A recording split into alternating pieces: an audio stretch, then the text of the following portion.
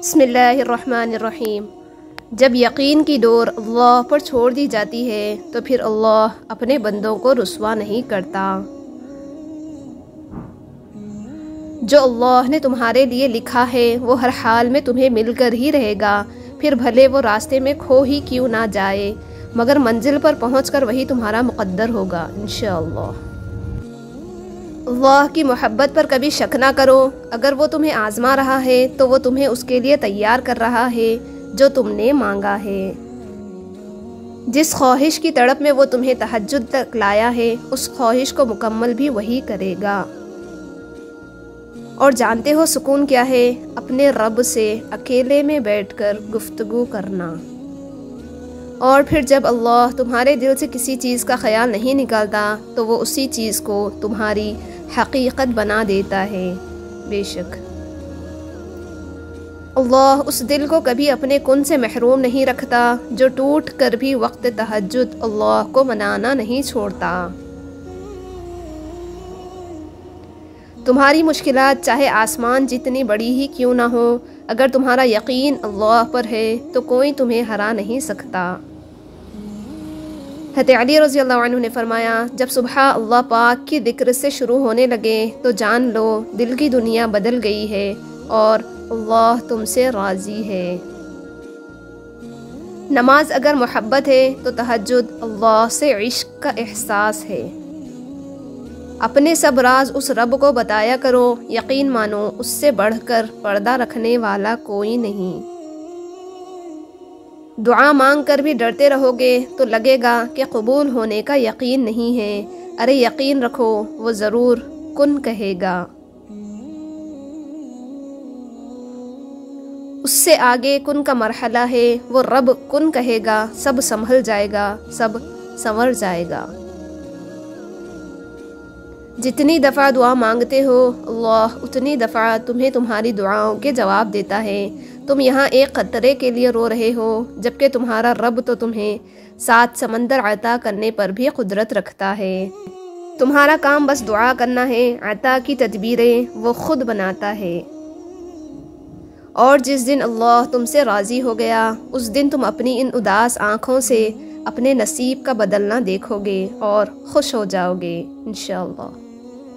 वो मुअजिज़ों का बादशाह तुम्हारे हालात ऐसे ज़रिए से बदलेगा कि तुम हैरान रह जाओगे। अल्लाह उस दिल को कभी अपने कुन से महरूम नहीं रखता जो टूट कर भी वक्त तहज्जुद अल्लाह को मनाना नहीं छोड़ता। यकीन ऐसा हो कि सामने समंदर हो और तुम कहो कि मेरा रब रास्ता बना देगा। क्यों नामुमकिन और मुमकिन में ख़ुद को उलझाया है। अल्लाह पर यकीन रखने वालों ने हर मसले का हल पाया है। जो दुआ कबूलियत में वक्त लेती है फिर वह कबूल हो जाने पर वक्त ही बदल देती है। अल्लाह से इश्क में एक वक्त वो भी आता है, दुआ तो बहुत दूर की बात है, इंसान तो सिर्फ सोचता है और अल्लाह नवाज देता है। तहज्जुद से बात बदलेगी फिर संवर कर ठहर जाएगी। तहज्जुद के वक्त अगर आँख खुल जाए तो समझ जाना कि बुलावा अर्श से आया है। तुम्हारा नींद से उठकर तहज्जुद पढ़ना इस बात का वाज़िह दलील है कि अल्लाह तुम्हें जल्द कोई बड़ी कामयाबी देने वाला है इंशाअल्लाह। यकीन करो तुम नमाज पढ़ने लग जाओ, अल्लाह तुम्हारी सारी मुश्किलें हल कर देगा।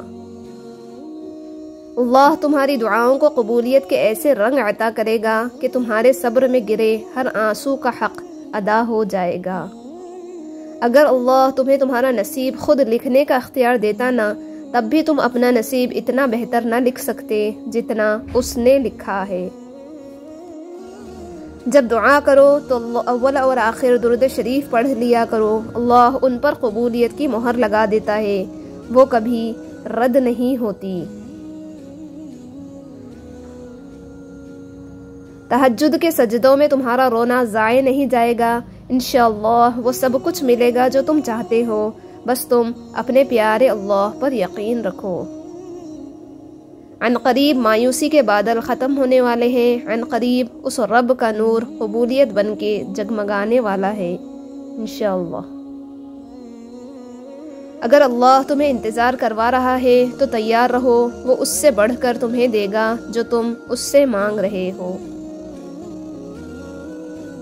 ज़हनी सुकून चाहते हो तो अज़ान को तवज्जो से सुना करो। अज़ान के एक हर्फ के बदले 1500 नेकियां मिलती हैं। मोहब्बत तो अल्लाह ताला की सिफत है, मोहब्बत करने वाला बदकिरदार नहीं होता।